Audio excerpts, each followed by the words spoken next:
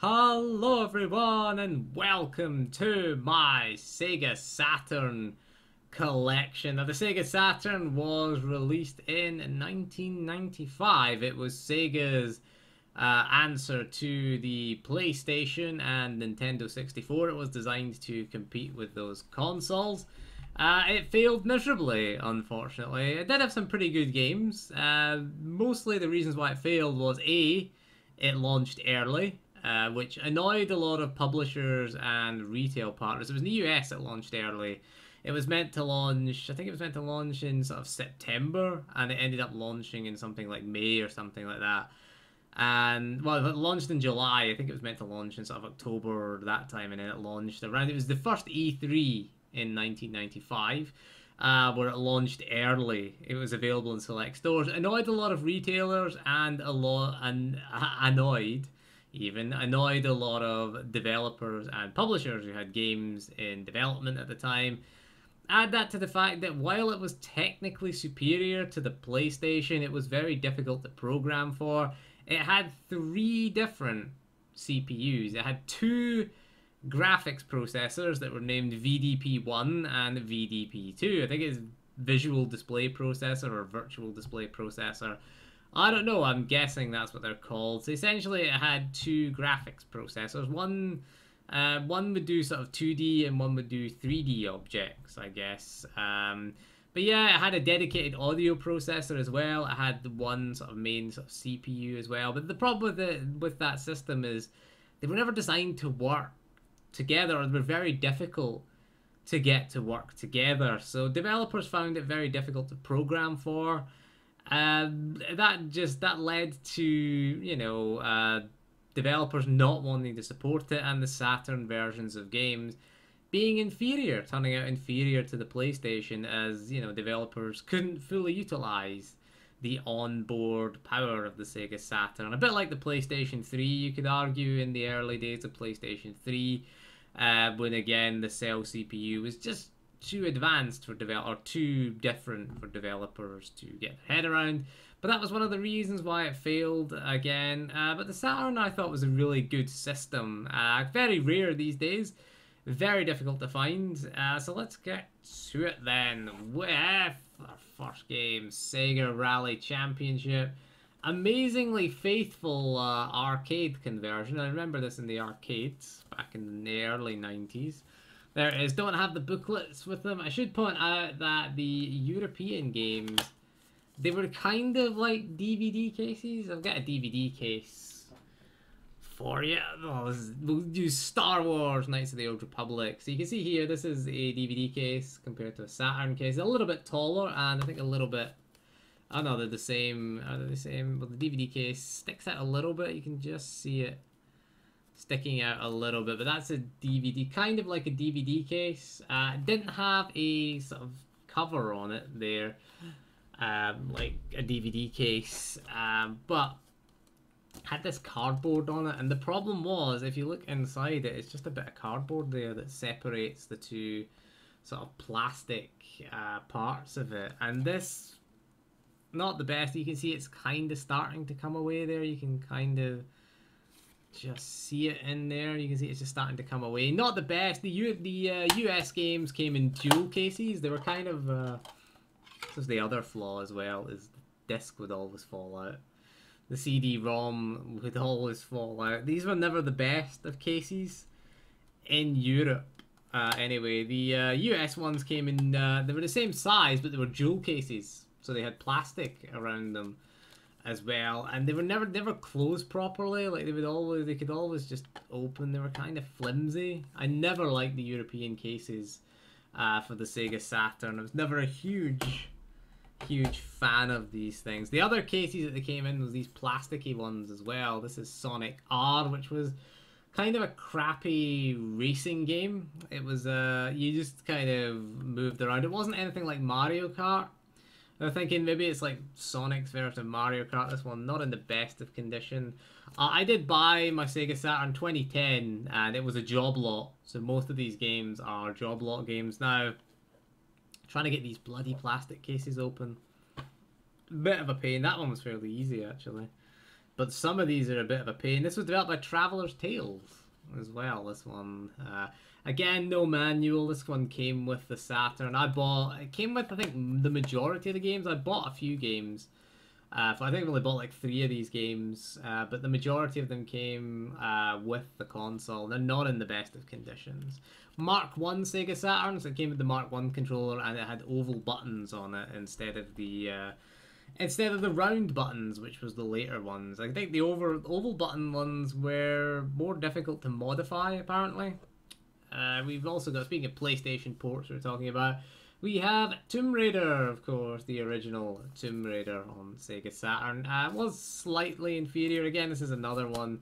You can see here the damage on the spine of it here. Just kind of, you can see it right along that ridge there. Again, the disc fell out again. There you go. This is one of the things, ended up ruining the discs. There is Tomb Raider. We'll show you in the actual case, if you can get it spun around. There we are. Oh, fell out again. There you go, Tomb Raider. And you can see here, I don't know if you can see it very well, but yeah, it's just joined by the little thinnest piece of cardboard. So I don't really take these out very often because they're very, very fragile. And it was just a design flaw, really, that I felt just cheap. Really, just joined together by a piece of cardboard. Not a good idea. Not a good idea, really. But Tomb Raider was interesting. It was an interesting port. I never really played much of it. I played most of it on the PS1. We have US. Is it US? It says no. It's just called Olympic Soccer. It says US Gold. It says at the bottom of it. It's just called Olympic Soccer. It is Atlanta 1996. Interestingly enough, this isn't Olympic Soccer inside of it. It is Sega Worldwide Soccer 97, damaged at the back as well. So there you go. I had the wrong game in it, but who cares, really? I mean, these sort of soccer games. I've never played Olympic Soccer. I don't know. Is it any good? Who knows? Sega Worldwide Soccer is pretty interesting. That's developed by Sega Sports, but it isn't Olympic Soccer. So I guess who won the 96 Olympics? Was it Nigeria? Nigeria won the gold medal, I'm pretty sure, in Atlanta 96. Or was that 2000? I don't remember. I think it was something like that. That won the soccer medal in Atlanta. We have Sonic Jam, which is not a 3D Sonic game, as you wonder. It is basically just the Mega Drive Sonic games you can see there. Along that, it's just like Sonic 1, Sonic 2, Sonic 3, and Sonic and Knuckles.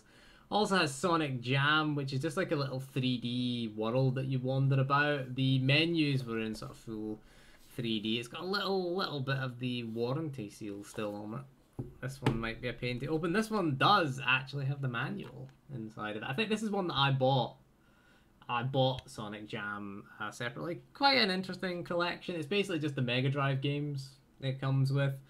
And that's it, basically. The Saturn was designed initially to be a 2D powerhouse. There's the manual right here. Open the manual. It's got a lot of languages. Precautions during use. Do not play too close to the screen.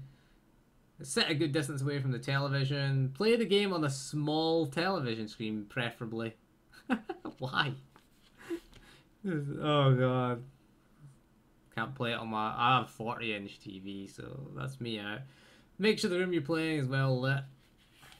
There you go. How to set up your Sega Saturn.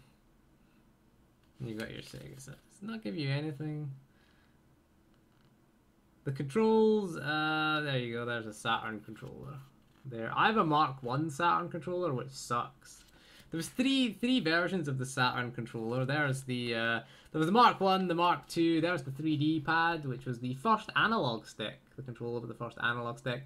As you can see, looks a lot like the Dreamcast controller and later the Xbox Duke controller. It did have triggers on it at the back as well. The 3D controller, very rare, very difficult to find, the Sega Saturn 3D controller. That was the Saturn 3D control pad, as it was known. It was the first, it beat the N64 to the market as the first controller with an analog stick. It wasn't the first analog controller. I think that was the Atari 5200, the first analog controls, but it was the first analog stick as we know it today. Was Sega that came up with that. There you go. We've got Fighters Megamix, which was developed by AM2 R&D Department Number 2. Sega the Saturn had a huge amount of fighting games. You can even play as the car from Daytona, USA. Yes, you could fight as a car. I don't know if you can see that. Well, you can see it. You could fight as the car from Daytona, USA. It was basically just a sort of mashup of all of AM2's fighting games. So one of the things the Saturn was certainly famous for was its fighting games. AM2, Sega's AM2 department, did produce a lot of them, and I do own a lot of them. We'll get to them. That and Capcom had a lot of great ones as well. Street Fighter, X-Men, Children of the Atom, X-Men versus Street Fighter was another good one. They had a lot of good Street Fighters as well. We have Blum Machine Head, which is a kind of first-person type game. That woman looks freaky. That is freaky 90s CG. Which was an interesting... What was it? The see through the eyes of Dr. Kimberly Stride as you ride the Vorpal blade through an insane combination shoot 'em up action, strategic objectives, and B-movie melodrama. I love the fact it's not hiding its ambition as a B-movie. Made by Core Design. You can see here, Core Design, the developers of Tomb Raider. So there you go, you've got a female protagonist. It's not really a surprise because Core, of course, their most famous female protagonist was Lara Croft. But what happened to Dr. Kimberly Stride? Again, this is another one that's ended up like this. You've got the disc in there, no manual. The person we bought this off of, I guess, didn't have any manual. Must have threw them away again. The spine of it is kind of worn, but there you go, a nice little game from Core Design. There, of course, don't do. I don't know if the Core still in business. I mean, I know they lost the Tomb Raider rights. So we'll go to one of the.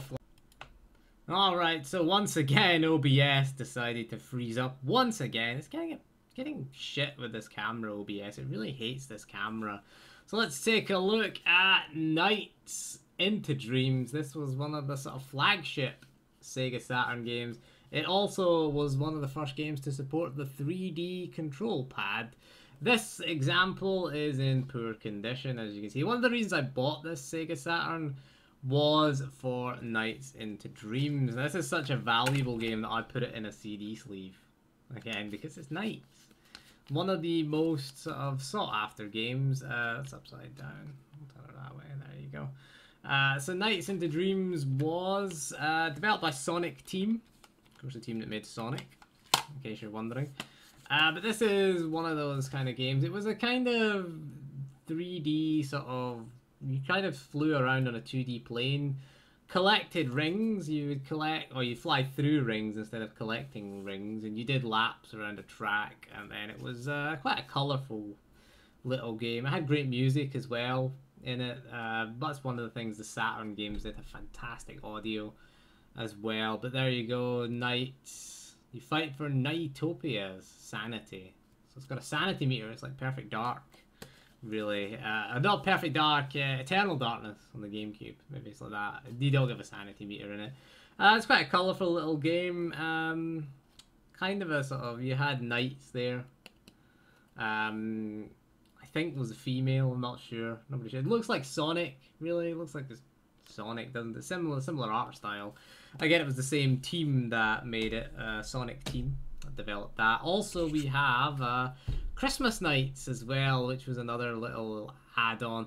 Apparently, if you set your Sega Saturn's internal clock date to the 25th of December, you did get bonus features in Nights. I think this came free with a magazine. It was like a free demo, but it did come with my Sega Saturn, so we've got that. It doesn't have a case. It just has this little CD sleeve there, so we've got that. Nights was a really good game. You can find Nights now on the...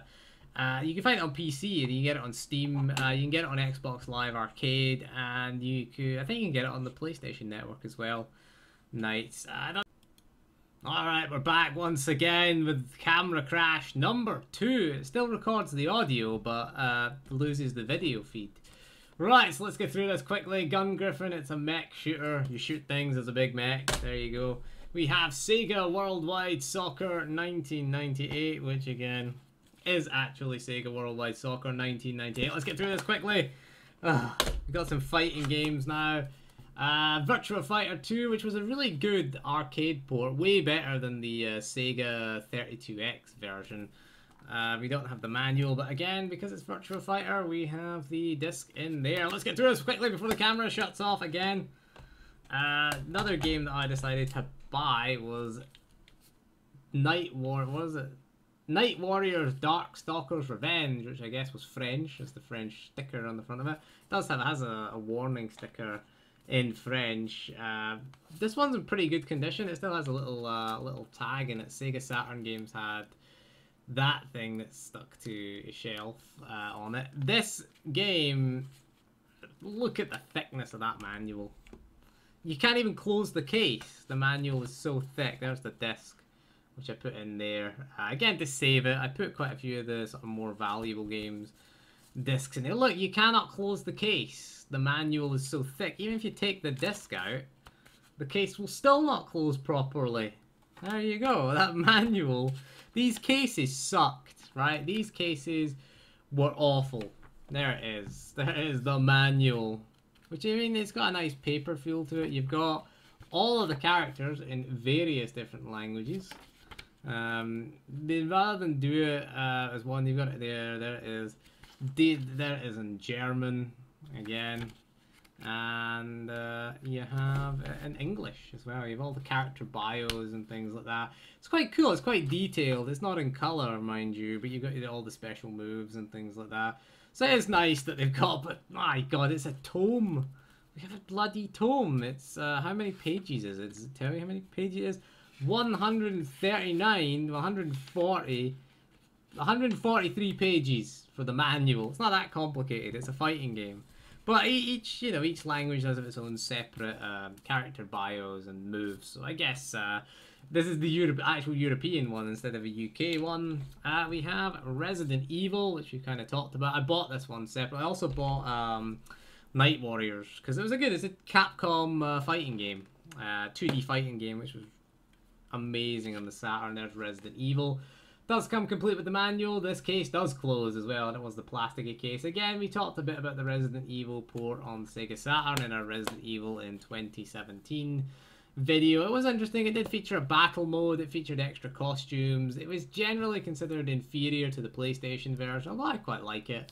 So there you go. Capcom produced, a decent game. We have as well Fighting Vipers, which was another AM2 R&D department game. This one featured a sort of, you were in a sort of ring that you could climb out. You could also smash them through the side panels of the ring. Some of them were cages, some of them was an actual ring there. There's one that was an actual cage, I don't know if you can see it in the background. You could smash them through things, and it was an interesting, another AM2 fighting game. AM2 did do, our AM2 R&D department produced a lot of great games. Really, just a lot of really good fighting games, and the last one we have is Last Bronx. Lastly, we'll do Last Bronx. Lastly, which was a weapon fighting game, again from AMD R&D Department number 3. This one came from. Again, they made really good fighting games. Their arcade fighting games were excellent. This one uses weapons, basically. The other one, Fighting Vipers, had a sort of ring type system. You could climb up the ring, you could do moves off of the ring. And you could knock people out of the ring. This one was a weapons one. Virtua Fighter was using your sort of hands and feet to fight. It was a non-weapon game. And Fighters Megamix was just like Virtua Fighter with all the characters from Last Bronx, Fighting Vipers, Virtua Fighter Kids, and the car, of course, and the NASCAR from Daytona, USA, which was kind of weird. A few games I'd love to own. I don't have Radiant Silvergun. Would love to own that. Very rare, very expensive. Did own Burning Rangers, but I sold it. I paid £1 for it in a charity shop, and I sold it for £75. I was like, I did dump the ROM, mind you. I did dump it, so I do have a backup of it. there. I could play it on an emulator, but I did own Burning Rangers at one point. I kind of regret. I kind of regret selling it, to be honest with you. We'd love to own. What else we'd love to own?